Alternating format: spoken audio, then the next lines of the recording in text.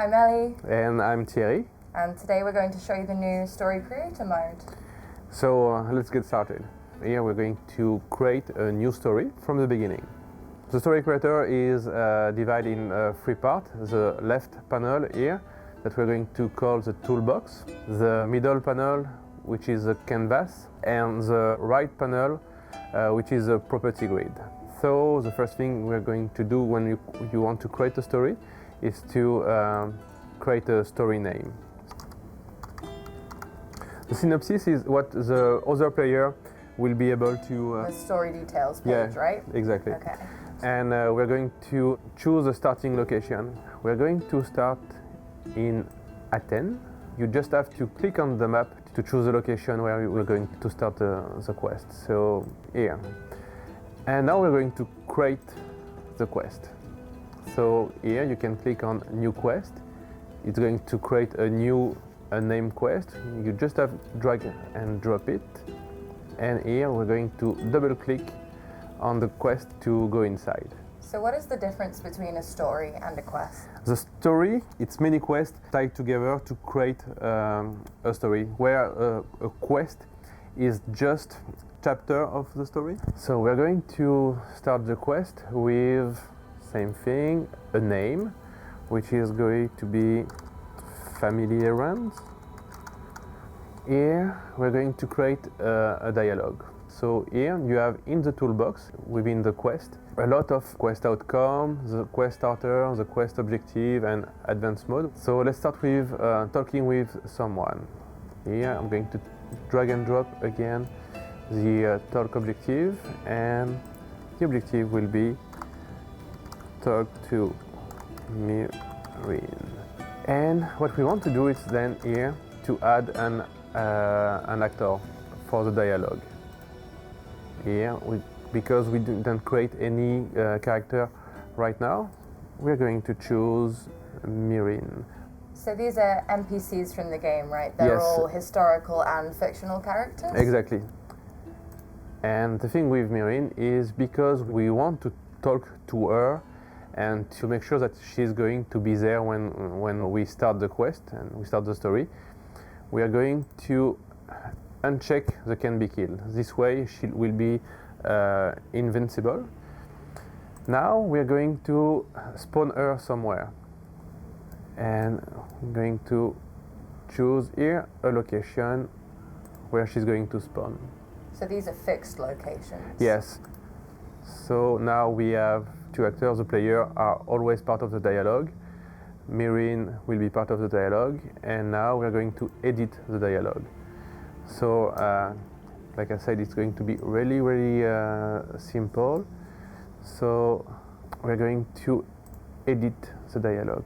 You can do a dialogue which is going to be gender neutral, or depending if the player is going to play either Alexios or Cassandra, it's going to say different things. So here for the greetings, the player, either it's Cassandra or Alexios, will say the same thing, which is greetings, mother.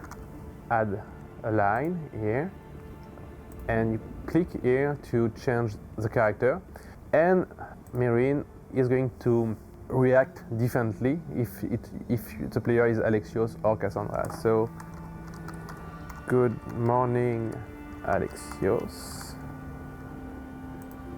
and good morning, Cassandra. And then you have a task for me. You can create here the emotion, the facial expression. Mom is going to say, I want you to kill Nikolaos. Validate. Here your link the sequence to the start, and now you're going to have a choice, which is going to be I'll do it.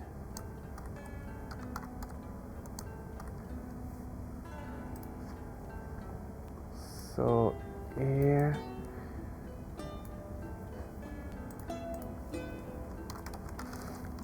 I do it with pleasure, validate, and I link that to accept. So we just drag and drop an output, which is going to end the dialogue. And because I have a second choice here on the sequence, it's going to be I help him.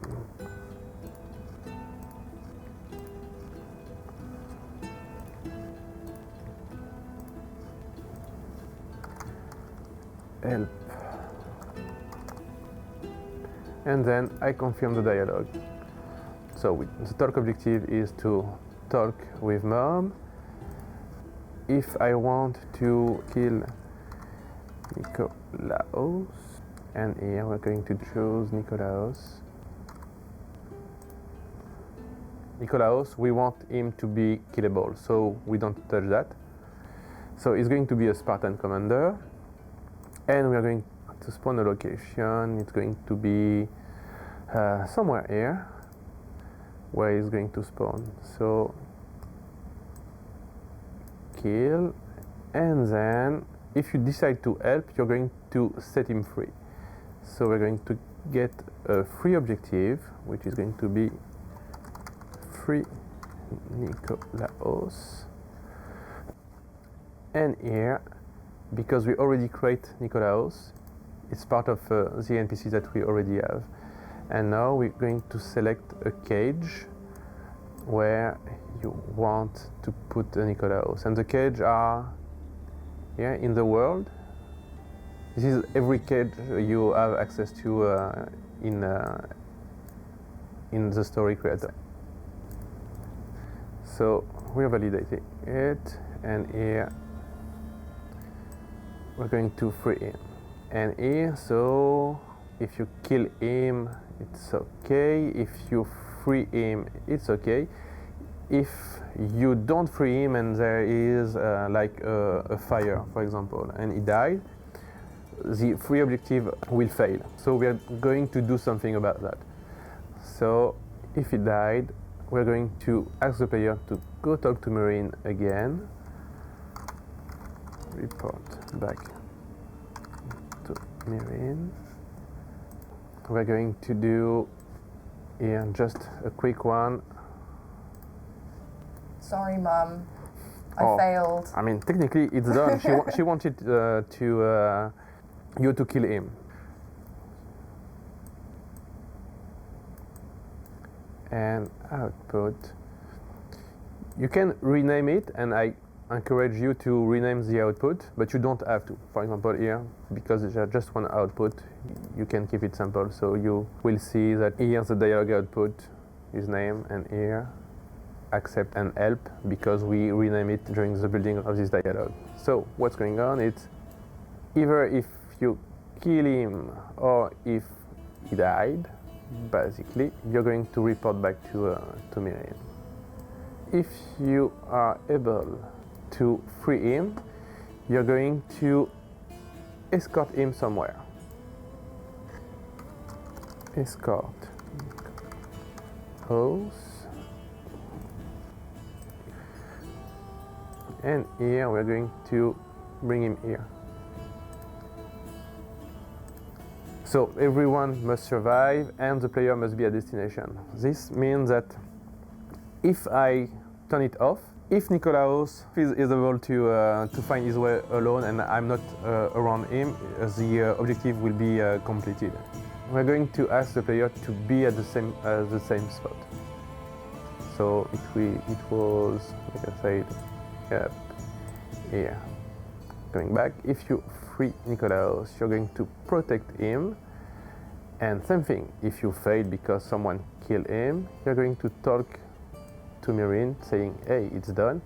And if you succeed, you're going to talk to Nikolaos here. So here, going through, we drag and drop the dialogue already. She's going to talk to Dad, saying, hey, hello Dad.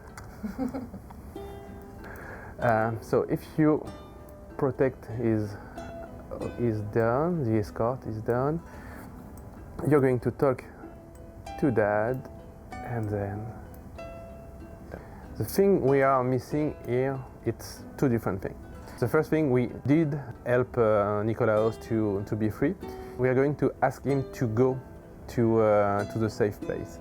So we have something called behavior here, and because we used escort protect behavior, we're going to say for Nicolaus here to move fast to a specific location.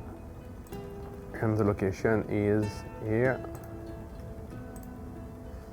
Says farm. Let's say it's a farm. It's Nicolaus's farm now. Yes, now. Yeah. So once the objective is done, he's going to run fast to the place. So you have to add the behavior in between objectives. Exactly. And the other thing is what we don't want to kill Nicolaus by mistake. So we are going to create a relationship with the player and Nicolaus here, and we are going to be ally. This way, even if we are during a fight, Nicolaus will help us to do the fight, and if I do an area of effect damage, he won't take any. Would you recommend stacking these behaviors in like a separate area like you've done there? How many can you add in? You can just have these two at the same time, because the relationship behavior is something that is going to take care of, like I said, the relation between player, if it's an ally or enemy, where here you have this one which is going to tell to the character what they have to do, like go to another location, follow the player, for example, attack the player, flee, etc. And what we want to do as well, if you want to kill Nicolaus, let's give him a chance to fight back, and here Nicolaus will be an enemy. So by doing that, once he is freed, he will attack you. So once this is done, you can either click here to go back to the story or close the quest to link your quest into your story. Obviously, we just create one quest, but you can create as many quests as you want. So you can add 30 quests to your story and exactly. And we're going to save that. Do we have to add a fail objective to the quest? You can, but it's not necessary here, because every objective go with the success. Whatever you do, you're going to talk either to me or to Nicolaus, and you're going to go to the next objective or the next quest. And now we're going to test your story. Here you have a bunch of stories that I already create. So now you can go on the family adventure, and on the story start you launch. The story will be playable on the Story Creator website, and you can watch the video alongside it to see how the steps in this tutorial will feed into the story itself. And we'll try to give it more meat and more love to make it cool. So, best of luck and enjoy the tools. Thank you, Sia.